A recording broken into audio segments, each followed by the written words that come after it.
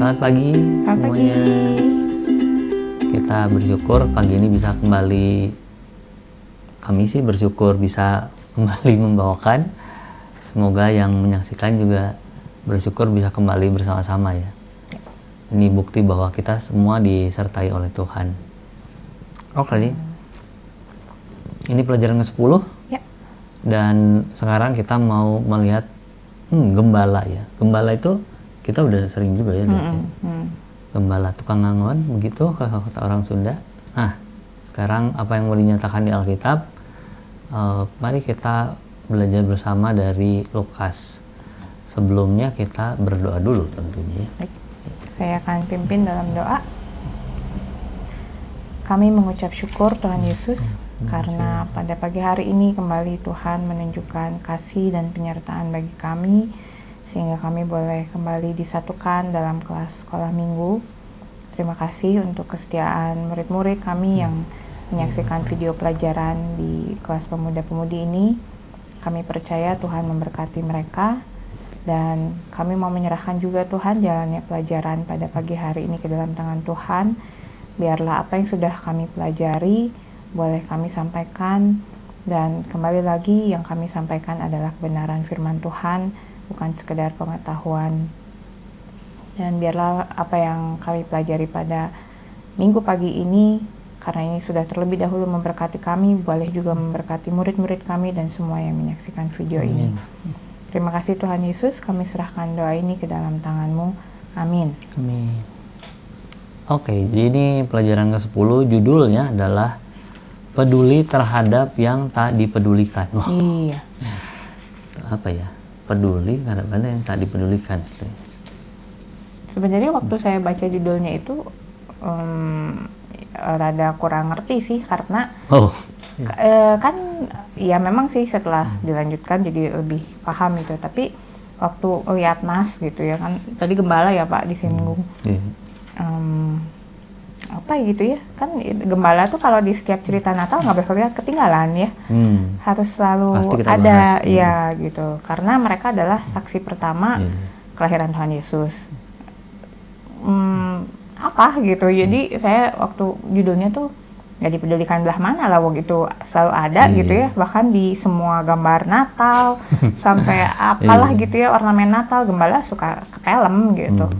Tapi setelah dibaca baru paham gitu ya. Nah, memang sebelum kita bahas itu, kita ke ayat hafalan dulu kali ya. Ayat hafalannya, tapi kalau tadi kan dasar nasnya dari Lukas. Lukas 2 ayat 8 sampai 20. Ya, ayat hafalannya rada loncat nih ke Matius 25 ayat 40. Nah, tapi ada hubungannya, jelas ada hubungannya. Matius 25 ayat 40 berkata, dan raja itu akan menjawab mereka, "Aku berkata kepadamu, sesungguhnya segala sesuatu yang kamu lakukan untuk salah seorang dari saudaraku yang paling hina ini, kamu telah melakukannya untuk aku." Nah, jadi nyambung gitu ya ke gembala. Karena gembala itu ternyata dianggap hina. Wah, naon hubungannya eta? Coba. Baiklah, mari kita masuk ke materi pertama. Ini bicara tentang status gembala di Perjanjian Baru. Nah, kalau di buku, memang di buku murid cukup jelas nggak ya? Kalau di buku guru sih cukup jelas ya. Buku guru cukup jelas ada perbedaan antara gembala di Perjanjian Baru sama Perjanjian Lama. Kita ingat bahwa yang namanya Abraham itu punya banyak ternak. Jadi ini kan bapak orang Israel. Terus dia mewariskan itu ke Ishak, Yakub. Nah, itu semua para gembala. Bahkan waktu Yakub dibawa ke Mesir, ada perkataan itu ya. Yusuf bilang ke Firaun, "Bapak saya adalah gembala, dan orang yang ngangon gembala, ngangon ternak itu dianggap orang yang hina gitu, pekerjaan itu." Nah, tapi Tuhan memberkati dengan banyaknya segala ternak domba itu. Jadi di pandangan Tuhan beda memang dengan pandangan manusia umum waktu itu. Nah, dan ya. kalau kita merunut lagi tuh contoh-contoh orang di Perjanjian Lama yang berprofesi sebagai gembala bukan hanya tadi Abraham. Kalau Abraham sih mungkin pada awalnya bukan gembala ya, nggak dijelaskan secara detail begitu. Tapi kayak Yakub waktu dia di rumah Laban dia jelas menggembalakan kan tugasnya. Lalu waktu loncat lagi ke kitab Keluaran ada Musa juga kan, dia juga menggembalakan. Bahkan raja orang Israel yang paling besar itu juga gembala kan, Daud itu profesi awalnya gitu ya. Jadi bisa dibilang walaupun di mata tadi orang Mesir gembala itu pekerjaan yang hina, tapi kalau untuk orang Israel bisa dibilang gembala itu menjanjikan mungkin. Iya, karena ya itu diberkati Tuhan itu ya. Abraham diberkati dengan banyak terus sampai ke zaman Daud sekalipun, walaupun dia hanya punya, kakaknya bilang hanya punya 1-2 ekor, mungkin nggak sebanyak yang dipunyai oleh leluhurnya, tapi dia menggembalakan itu dan Tuhan memberkati dengan keamanan hewan gembalaannya itu ya, makanya bisa ngelawan singa, beruang gitu. Lalu ada kecerdikan juga karena kan harus pintar-pintar menjaga si kawanan ternaknya itu kan dari serangan-serangan baik binatang buas ataupun yang lain, mencarikan makanan itu, makanya di Mazmur 23 itu kan beberapa skillnya gembala lah gitu ya. Nah, dan itu maksudnya itu juga jadi inspirasi untuk membuat Mazmur gitu, gembala itu.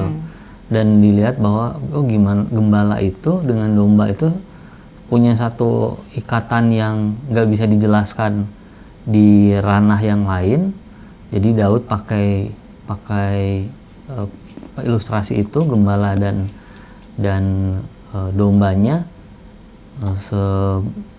sebagaimana Tuhan juga sebetulnya pakai bahwa dia menjadi gembala untuk umatnya gitu. Nah itu perjanjian lama. Perjanjian lama nih teman-teman. Ternyata waktu kita loncat ke perjanjian baru, udah ada mungkin penurunan kualitas gembala nih gitu. Kalau tadi kan di perjanjian lama kita melihat gembala itu bertanggung jawab ya. Nah kalau di perjanjian baru itu dijelaskan biasanya mereka orang-orang upahan. Jadi rasa tanggung jawabnya kurang. Nggak sedemikian mengasihi juga gitu. Jadi cuma anggapnya ya ini kan kerjaan ya, saya dibayar jagain kamu ya, syukur-syukurlah kamu sehat gitu ya. Tapi kalau kamu mati paling potong gaji lah dikit. mau japen lagi gitu. Daripada harus ngelawan serigala, bayarannya lebih besar gitu. Sehingga profesi ini terus jadi dianggap hina, apalagi mereka tuh punya harus punya hubungan dengan penjajah ya. Oh iya, ya kan waktu memang yang kita baca itu kan di Lukas itu kondisi setelah kembali dari pembuangan itu ya. Kalau di buku guru dijelaskan juga setelah dari pembuangan itu mereka punya kebiasaan-kebiasaan yang beda, tradisi-tradisi yang berbeda, termasuk cara memandang seorang gembala itu. Gembalanya itu dianggap bahwa kalau mereka nanti akan berhubungan dengan orang asing gitu, bukan orang Yahudi murni gitu. Nah, padahal di waktu mereka kembali dari pembuangan, yang namanya orang Yahudi murni itu sangat diupayakan gitu. Nah, gembala ini malah berhubungan sama gitu, sebetulnya mau nggak mau sih demi itu ya, demi kelangsungan. Kelangsungan mereka kan harus jual itu ya, harus jual hewan-hewan. Mohon abaikan nih ininya panggilan dari luar itu. Kita fokus pada makan rohani sekarang. Nah jadi melihat posisi gembala itu, kita mulai bisa memahami judul pelajaran tadi soal yang tidak dipedulikan. Jadi gembala ini, jadi ironisnya itu di buku guru juga dijelaskan, di satu sisi mereka tuh kan menjaga hewan ternak. Hewan ternak ini kemungkinan akan dipakai jadi persembahan, korban persembahan di Bait Allah. Tapi karena profesi mereka ini dianggap hina, gembalanya sendiri nggak boleh masuk ke dalam Bait Allah. Tragis banget ya. Jadi ini kan gimana ya gitu. Di satu sisi mereka mengupayakan keberlangsungan ibadah. Bayangin mereka, orang tuh nggak bisa datang ke Bait Allah tanpa bawa hewan yang bener itu ya. Tapi merekanya sendiri nggak boleh masuk gitu. Ya sedih gitu ya kalau berpikir seperti itu gitu. Nah, jadi kita mulai bisa masuk ke judul pelajaran tadi soal yang tidak dipedulikan itu. Nah, lanjutannya soal tadi latar belakang gembala ya, teman-teman udah cukup mengerti. Nah, lalu di poin kedua ini di buku juga dijelaskan karena status sosial mereka yang serba tertindas tadi gitu ya.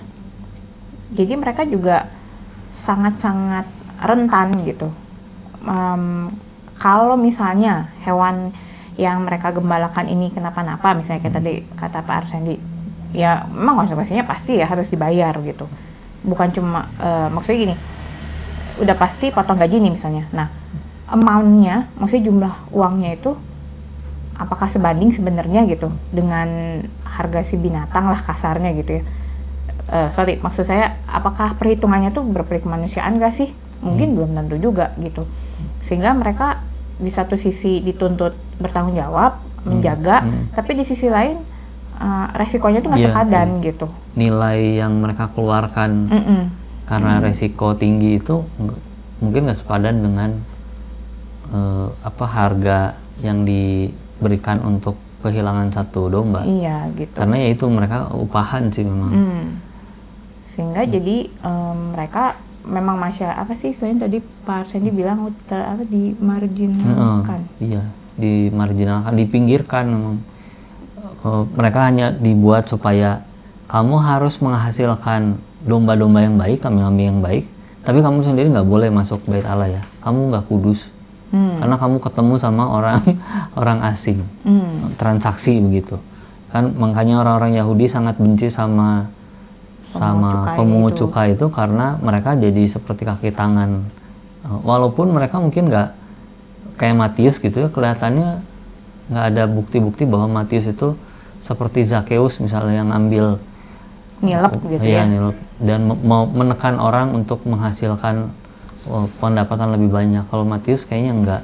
Tapi dengan berhubungan dengan orang luar aja itu dianggapnya sebuah pengkhianatan dan tidak kudus. Itu nggak boleh, itu harusnya masuk dalam Bait Allah gitu. Kata orang-orang Farisi dan ahli Taurat. Juga orang Saduki sih.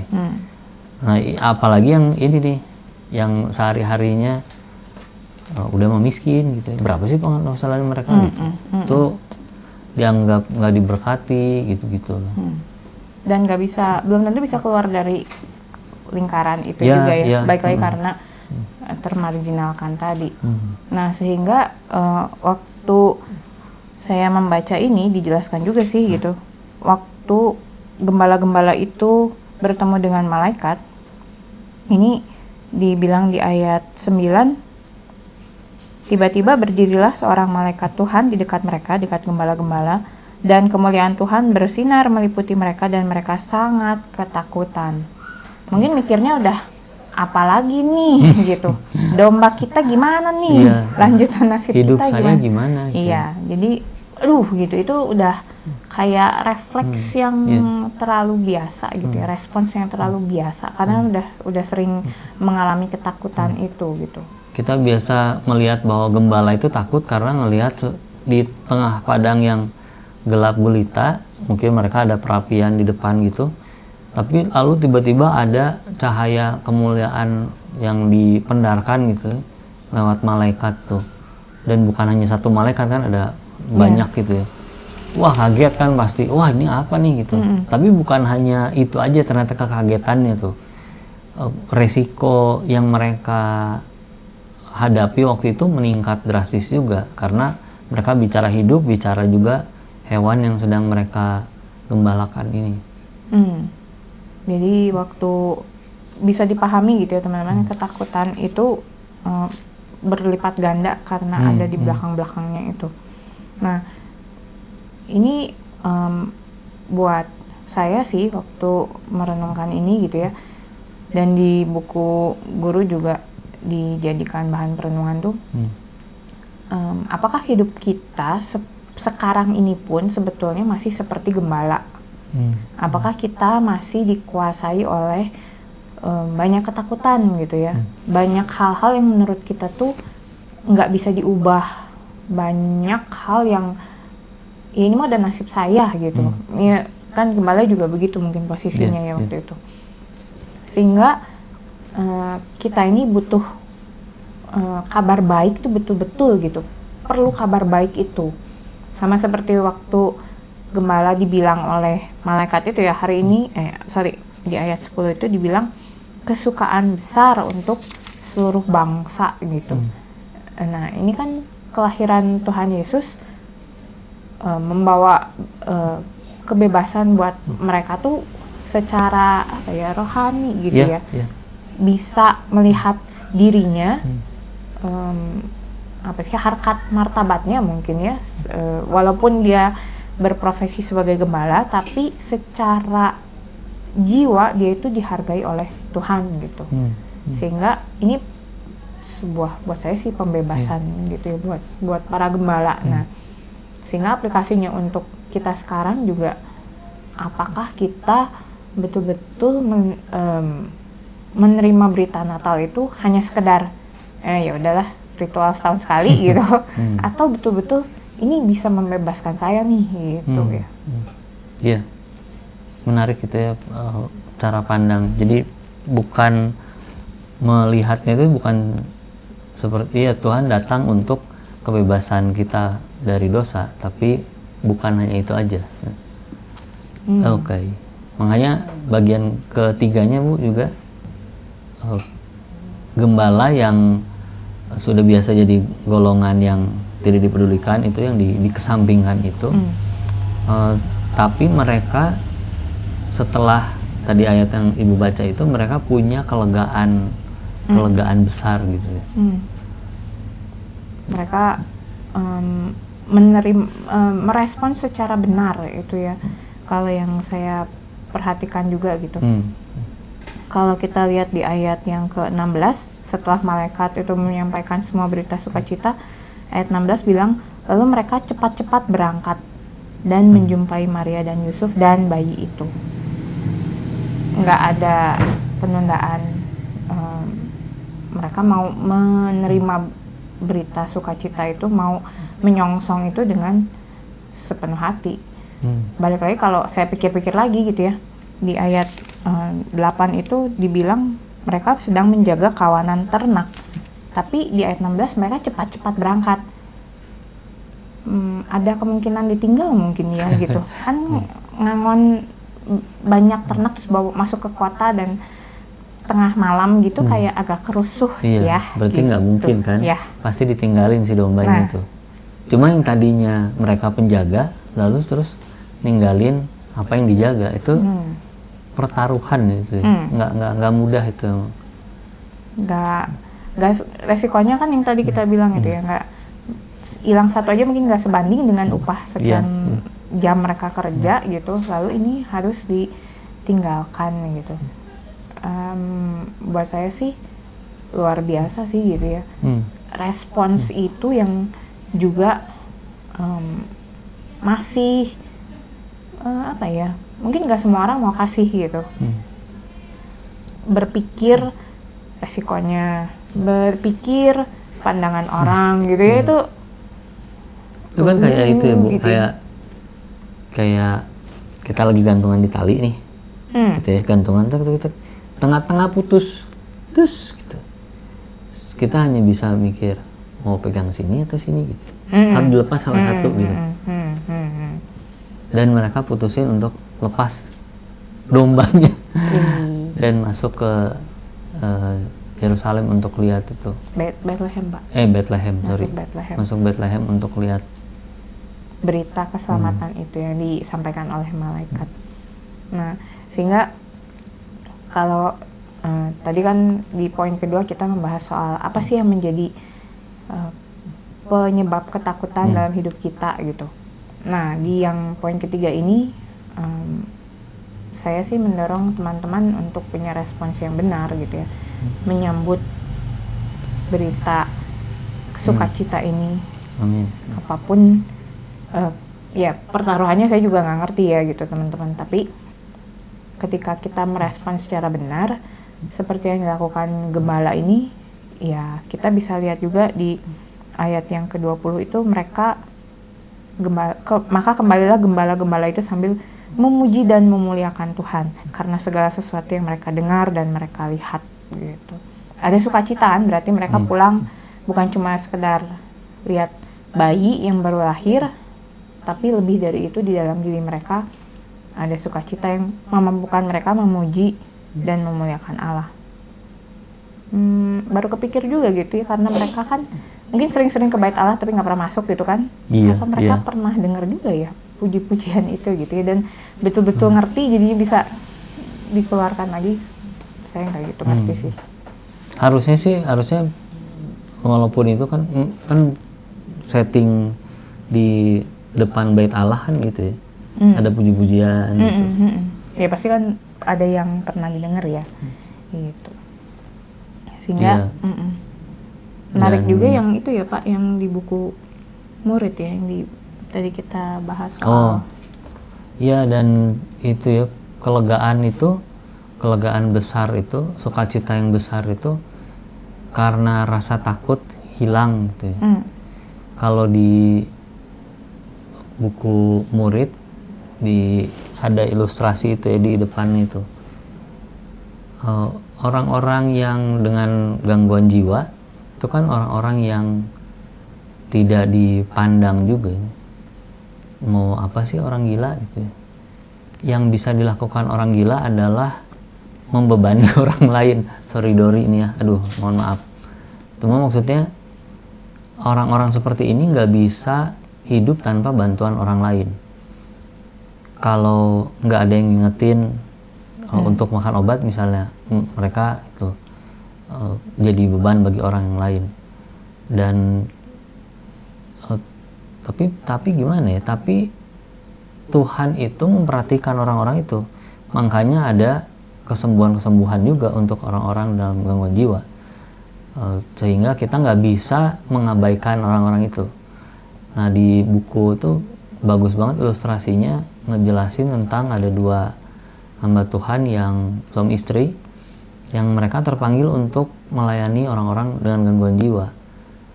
Dan walaupun orang itu udah ada satu kasus yang cukup parah, perempuan, jadi mereka sempat rawat, terus keluar dari situ kembali ke keluarga, diabaikan lagi sama keluarganya, ditolak, dianggap masih gila gitu, bukannya berusaha dirangkul supaya bisa jadi normal. Dan dia waktu kembali lagi ke panti rehabnya itu dalam kondisi hamil dan nggak tahu siapa yang menghamili gitu. Jadi double gitu penderitaannya itu. Nah, orang-orang yang itu kan membutuhkan itu ya, membutuhkan kelegaan gitu, karena mereka tertindas terus-menerus, tertekan hidupnya. Dan mereka nggak tahu mau gimana cara menyampaikan itu. Orang frekuensi berpikirnya beda kan ya. Nah, si gembala juga ngalami hal yang sama kan. Mereka nggak bisa keluar dari status sosial itu. Dan waktu malaikat datang, wah luar biasa. Terharu juga ya sekarang. Waktu malaikat datang tuh,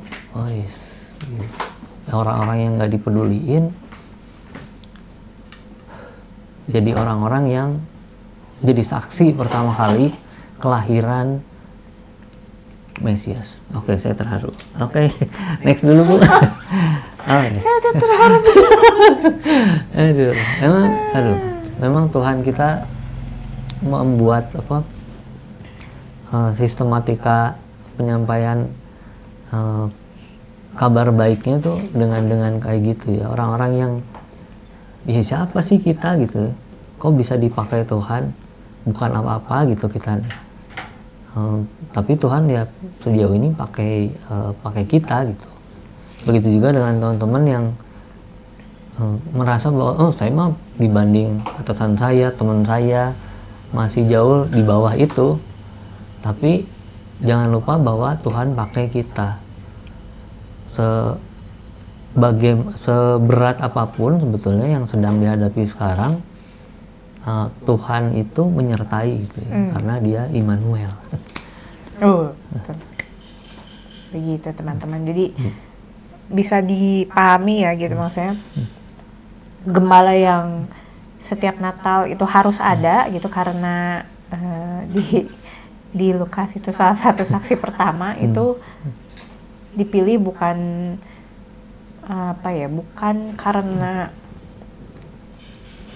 kelayakan mereka gitu, bukan karena juga dia mewakili gitu ya. Pernah dengar ada yang bilang kan Tuhan hadir untuk semua orang, dari orang Majus yang paling kaya pintar itu sampai ke gembala yang paling rendah, tapi pemilihannya gembala dulu gitu ya. Itu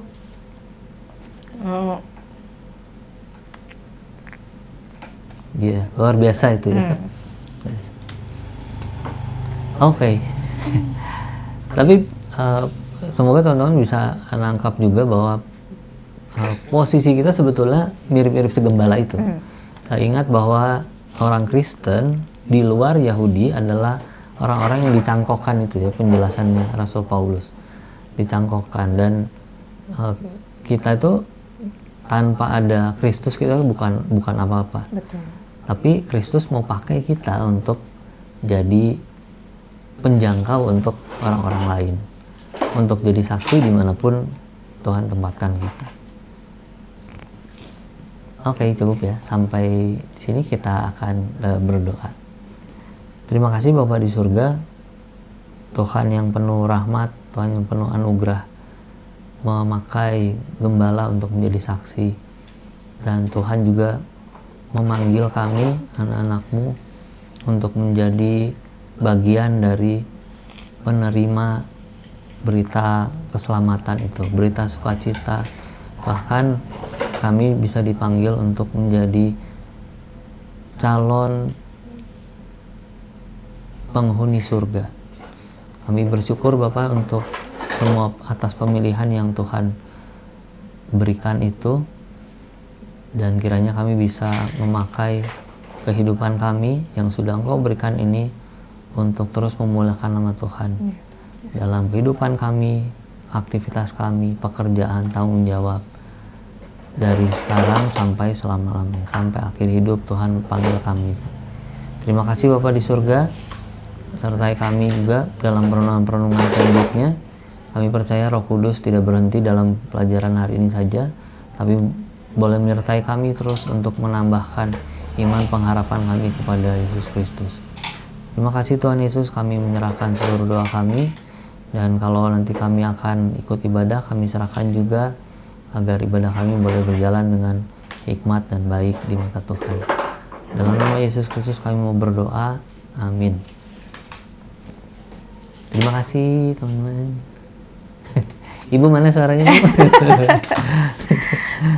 Terima kasih sudah menyaksikan. Sampai minggu depan. Sampai minggu depan. Tuhan Yesus memberkati. Kita nggak kompak sih Pak.